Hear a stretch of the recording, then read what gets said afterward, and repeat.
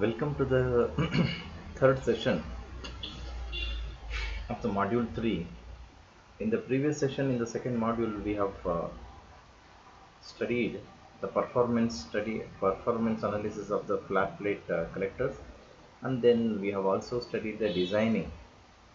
And while designing the solar flat plate collectors, we have also discussed the various numerical formulae which are related to this flat plate collectors. For example, the amount of heat that has been generated, and then the instantaneous efficiency of a solar flat plate collectors. And then we also discussed the different types of losses that might occur, making the maybe a shading effect or maybe the side loss, bottom loss, and how this conductive losses, convection losses, and the radiative losses will come into picture, and how to resolve it, how to avoid it. Also, we have discussed. For example, in a conductive losses that takes place during the solar flat plate, liquid flat plate collectors, we use an insulators all around the solar cells or PV cells, and then we also use the distance between an absorber and to the cover or a transparent cover which we place it above the collector. So we just maintain around the minimum of 2 centimeters of distance so that the convective losses can be avoided. And when it comes to the radiative losses, we always go with a black color painting on absorber plate in order to avoid the radiation losses. So these are all the things that we have discussed before we commence into the construction, collector construction. Actually, a solar collector construction is a type of which consists of an absorber, a thermal insulation, a glass plate, and then it will also have a pipes in which the working fluid will be carried on, and then we will have a what are more number of covers, a transparent covers on the flat plate collectors. Solar radiation energy penetrates through the solar glass and then falls onto the plate of absorber. This absorber, which is absorbing the heat, is transported by wires with the heat transfer fluid to heat exchanger in a solar tray. Basically, what happens most of the cases, steel and polyethylene are common packaging materials. It is because of their strength and their properties that they possess. The use of latent heat storage is especially suited for the storage of solar energy, where it can result in a high solar collection efficiency. Actually, basically, this designing of the solar flat plate collectors have evolved in 1983. Not too old. It is actually, according to me, it is recent only. So, what happens in which solar collector area can be reduced by 30%. Is that clear? So there are basically two types of solar collectors are there. One is a photovoltaic solar technology and the other one is a solar thermal technology which captures the sun's heat. Whereas the photovoltaic solar technologies are what we call as the solar cells, which directly convert sunlight into electricity using panels made of semiconductor that we have already discussed. Before I just uh, go to this construction, how this solar collectors does work. Solar water heater collectors have metal tubes attached to the absorber and make sure that the maximum surface contact is being maintained between the absorber as well as through the tubes. A heat transfer fluid is pumped through the uh, I can say it as a naturally or it can be pumped through also.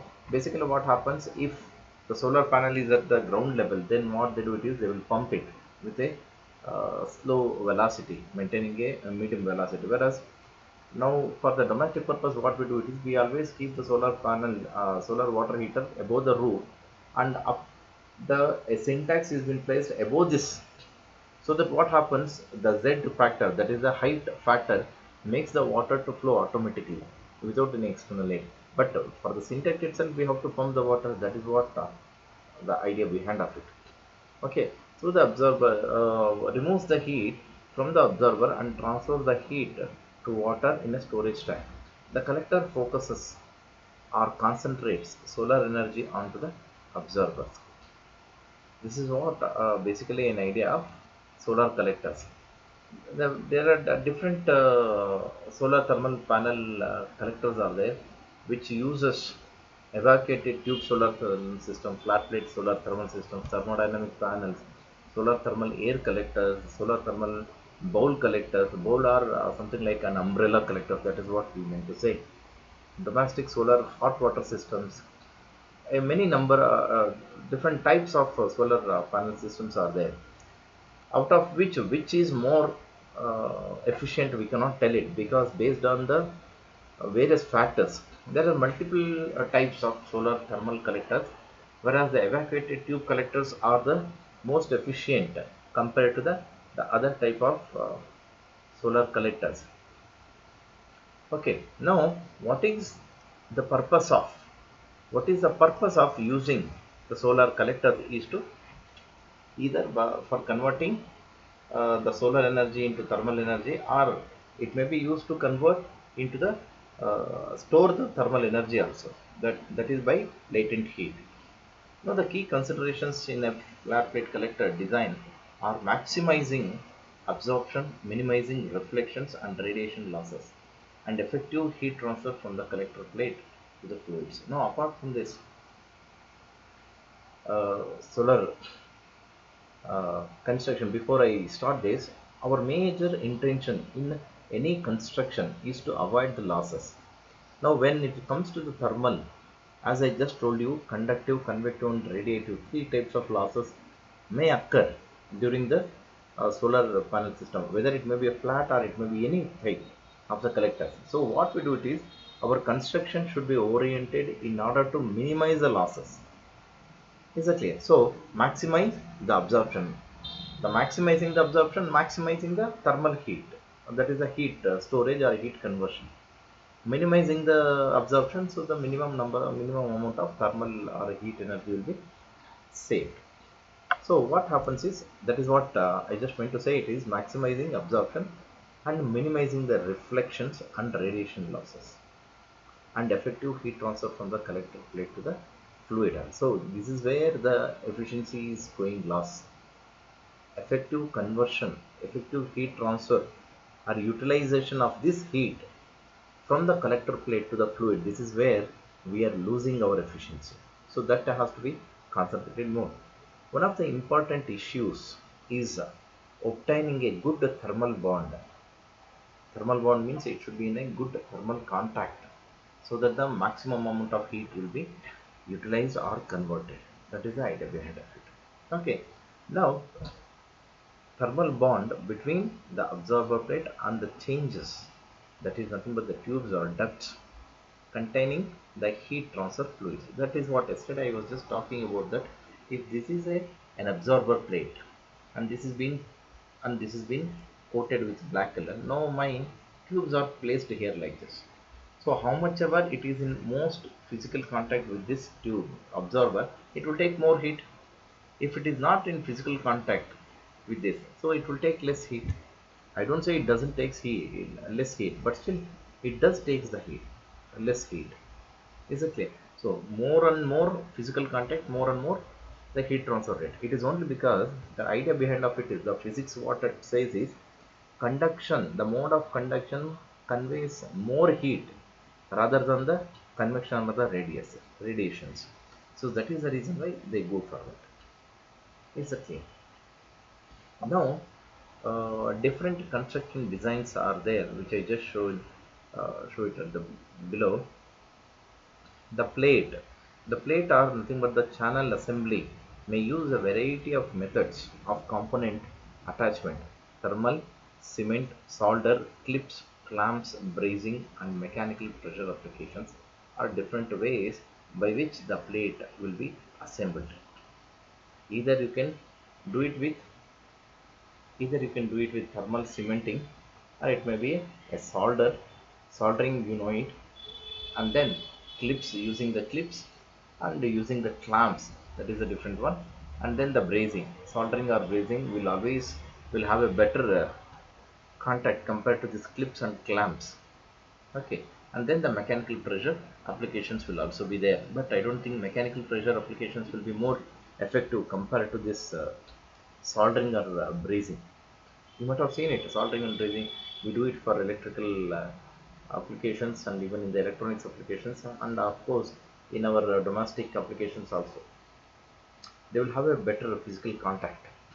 And whatever the material that we are using for the soldering and brazing, for example lead or all those things, has got a higher thermal their conductivity. That means they are good conductor of heat.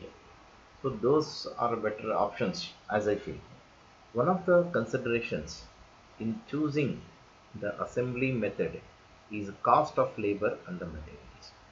That is obviously irrespective of, not only it is a solar panel, you go for any type of constructions, whether it is a turbine or whatever it may be.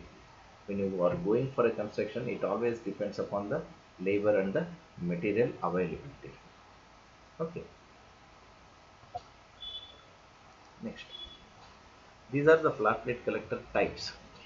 Now, if you can observe one common factor over here, there is a black surface. There is a one common factor is a black surface which tells us the absorber, which tells us an absorber surface that is being painted in black color. It is the major heart of the solar flat plate collector, which takes the heat, which absorbs the heat. So all the performance, every performance and the results depends upon this absorber plates, which tells us how effectively they are taking the radiations, and that is also an instantaneous efficiency also depends upon this. Now this is a one black color which is being indicated in all the four diagrams, sketches. It is absorber plate, and above this, after certain distance, after a gap, there is a cover is there, and then the gray color on bottom one will tells us the support or an insulation that is being made. Now the only change what you can see in all the four figures is the shape of the tubes. Now if you see this first sketch, there are circular tubes. There are circular tubes which have been placed at the bottom of the absorber plates. So as usually this is a conventional one, solar radiations falls above that, and then this a blue color one will indicate the water or a liquid or a fluid which is present in these pipes will absorb it, and this just carries on. Now keeping a point which I told you in the previous slide. That means as much as possible the tubes should be in contact, a physical contact with absorber plates. Keeping this in the point with that context, if you see the figure B, where the same tubes have been placed in between, like a chain, how we take the pearls and move it, right? So same way they have kept it over here. Now almost we are doubling the surface contact. This is where you can see this, both tubes on both the left and right side, it is been in the absorber plate contacts, whereas here only the top surface of a tube will be in contact with the absorber, whereas here the tubes are physically contact, even almost like a double, if I am not wrong, almost a double the contact area. The contact area has been increased double the what a conventional one which is shown in the figure A. Do you agree? So what happened? There is always a possibility of increased absorption of heat that is being absorbed by this absorber plate. In addition to that, the solar radiations will be always falling onto these tubes also. That is one of the advantage. Is that clear? Now if you see this sketch C, where we will have an hexagonal shape, a sort of hexagonal shapes, and we don't call it as a tube, we call it as ducts. So a sort of ducts where the area is more, so the more amount of fluid will be entering into over here, so that what happens, it will be exposed to more. Now the major advantage over here, it is in more contact with the absorber plate, first one, and the thing is it's a surface which has been exposed towards the collector, that is a covering sheet, is also more. So in the same way, same time, this will also absorbs more solar radiations. Is that clear? But one drawback of this is it is taking more area of an absorber plate. Now if you compare with the sketch A and C, where in the sketch A, completely observer plate, that is what we call it as a A into P, that is AP, I'm sorry, AP, plate area or an absorber area is more maximum over here and it is a minimum over here. Similar thing you can also see it over here, where completely these rectangular ducts have been placed uh, above the absorber plates. So this is the one advantage, or it may be a disadvantage also, wherein which the area has been reduced. This ducts will always carry the more amount of fluid because of the presence of the area, that is a rectangular area. Okay, now these are all the four different types of flat plate collector types with the different tubes. Now, what do you mean by selective surfaces? Before I just talk about the selective surfaces, basically, in depth of selective surfaces, a selective surface is nothing but in a solar thermal collector, a selective absorber or a selective surface, it is the same thing, is a means of increasing its operation temperature and or its efficiency. It may be its efficiency or it may be its temperature by a selective surface. By the selective surface or by selective absorber, we can increase the efficiency or the temperature of the absorber plate. That is what we call it as the solar selective surfaces or selective absorbers. The selectivity is defined as the ratio of solar radiation absorption to the thermal infrared emissions. So it is nothing but ratio between the solar radiation absorption and to the thermal infrared radiation emission.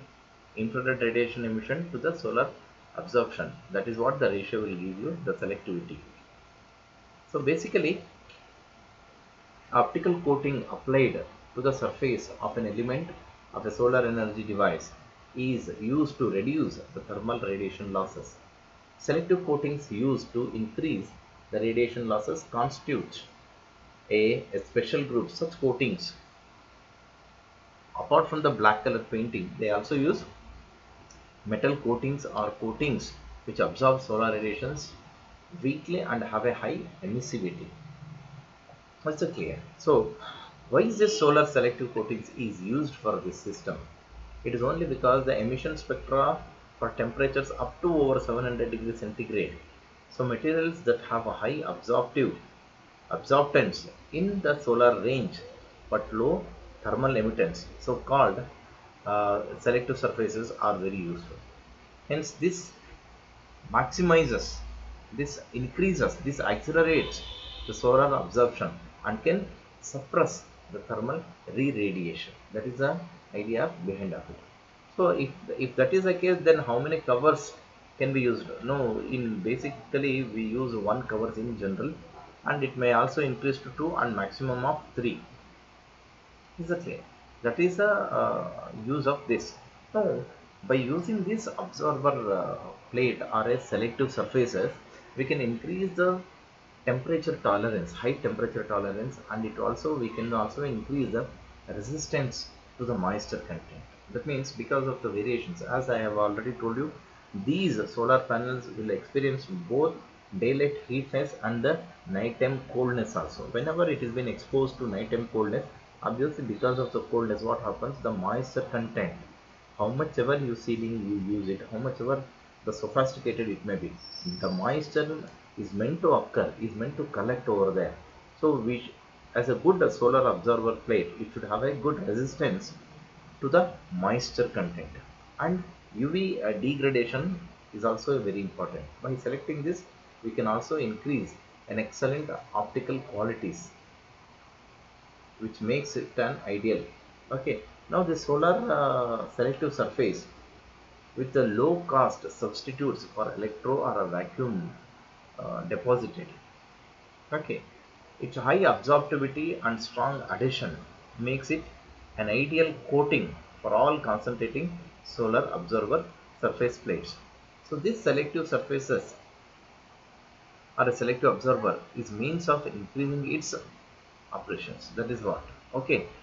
Then So the materials that have a high absorptance in the solar range but low thermal emittance, so called selective surfaces, are very useful. Selective surfaces take an advantage of differing wavelengths of incident solar radiations and emission radiations from observing surfaces. Two types of special surfaces of great importance in solar collector systems are selective observers and reflecting surfaces.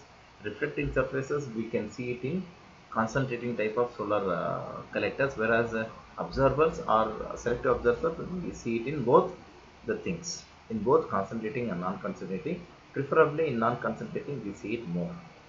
Selective observer surfaces combine a high absorbance of solar radiations, that is of a shorter wavelengths, with a low emittance for the normal operating temperatures of the surface. This combination of surface characteristics is possibly because 98% of the energy in incoming solar radiation is contained within wavelengths below 3 micrometers. That is the important point. This combination selective surfaces, we use it extensively. It is only because 98% of the solar radiations are energy, the solar energy which are coming uh, to this surface is of a lower wavelengths, within the wavelengths below the 3 micrometers, whereas 99% of the radiations emitted by a black body or a gray surfaces at 400 degree Kelvin is at a wavelengths lower than 3 micrometers. That is the reason why we always go for a selective absorption. 400 degree Kelvin means almost it is 127 degree centigrade. Okay. The one dotted line in the figure 3 here will indicate, I just shall go to that, indicates the spectral reflectance of an ideal selective semi-gray surfaces having a uniform reflectance of 0.05 below 3 micrometers but a 0.95 above 3 micrometers. This is what you can see this. Okay, now this electroplated black nickel and then black chrome. Black nickel, basically this nickel will be in a black color only, but intentionally they have mentioned it. It is only because we are extensively going for the black color one, which increases its absorption rate. A black chrome and copper oxide or anodized aluminum are common types of selective coatings that have been used. Cost of selective surface coatings may be greater than an extra sheet of glass, but such research is being done to produce a low cost, easily applied coatings. Coatings, actually it is a protective layer, but it will also changes the functional properties of the substrate material. Say for example, if there is a nail, you are applying some nail polish over here, so the nail polish we call it as a coating, and this nails we call it as a substrate material. So this what happens, it is not only doing it is doing an aesthetic effect for a nail polish, whereas here these coatings, the metal coatings, nickel is a metal, chrome is a metal, so copper oxide is a metal powder. So what happens is, these we are just electroplating. It is a method of coating, that's it. Electroplating is one of the method of coating by which they will apply a small layer of coating onto this surfaces, which gives us a cost of an optimum selective surface with lower cost. The stability of a black nickel, chrome or aluminum in the presence of moisture has not yet been proven to be worth going for a black coating. So still the research is going on, and still this nickel or a chrome or aluminum coating is not proved to be provable or advisable in the moisture content, in the presence of moisture, because moisture content will always provoke the corrosion rate. Okay, now this long-term stability, if you consider this long-term stability in the presence of moisture or other expected environmental factors like a salt, air or a breeze, it may be, or anything, must be included in specifications for selective surfaces. Now if you consider this four different types of coatings: spectral reflectance of an ideal and selective semi-gray surfaces. Now you can see it here, it is a glazing surfaces, and there will be an air passage. In the air passages you can see a number of ducts. A number of ducts, it is something like a honeycomb like shape, but where this honeycomb will have a hexagonal, whereas this it will have a rectangle one. A number of channels will be there, and above this number of channels there will be a black absorber plate. Is it clear?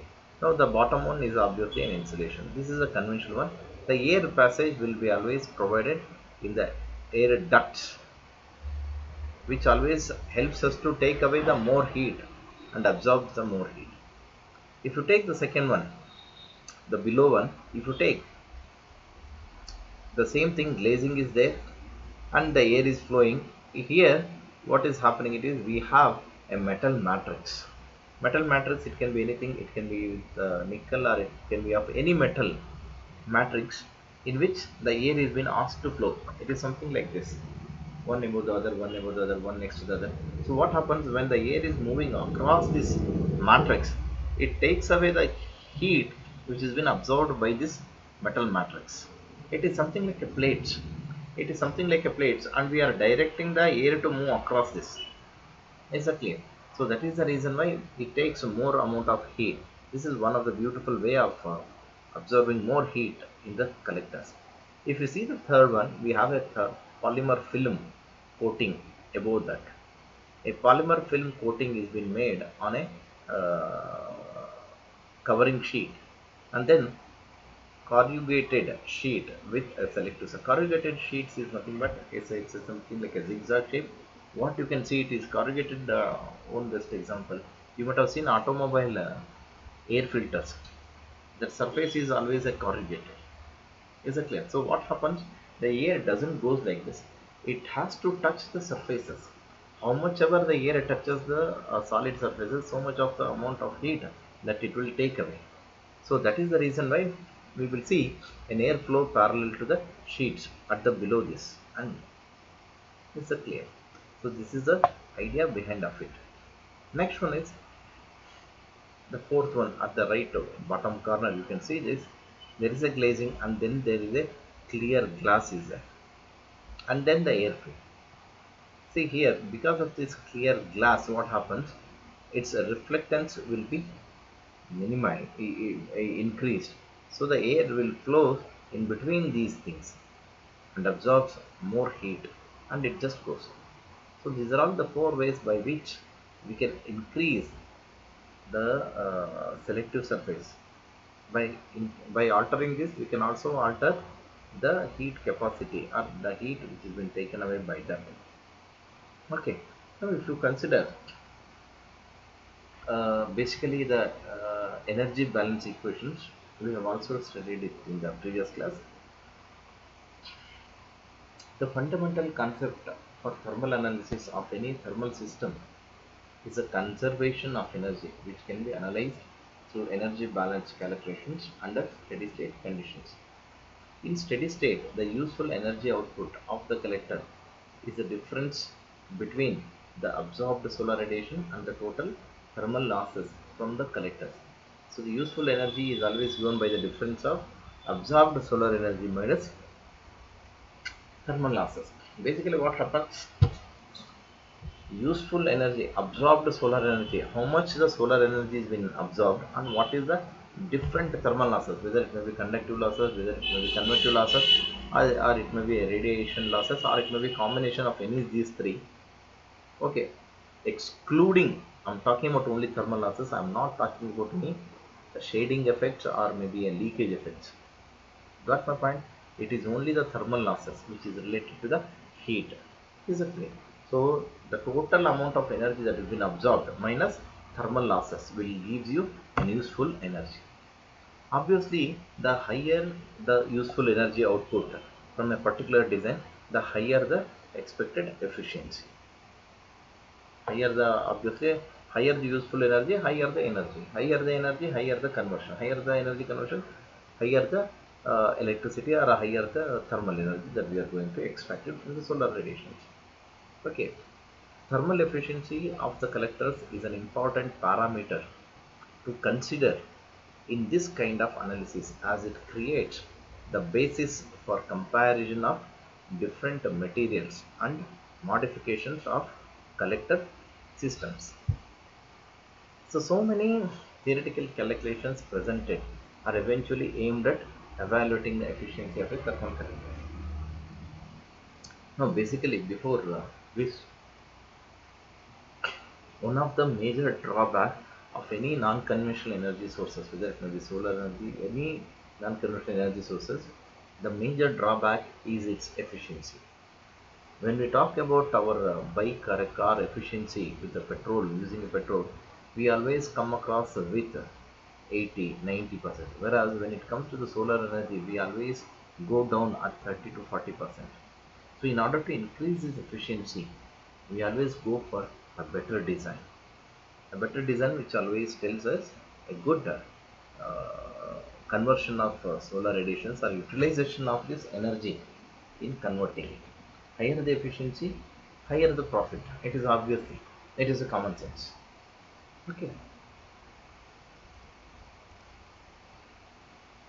So the next class we shall talk about more further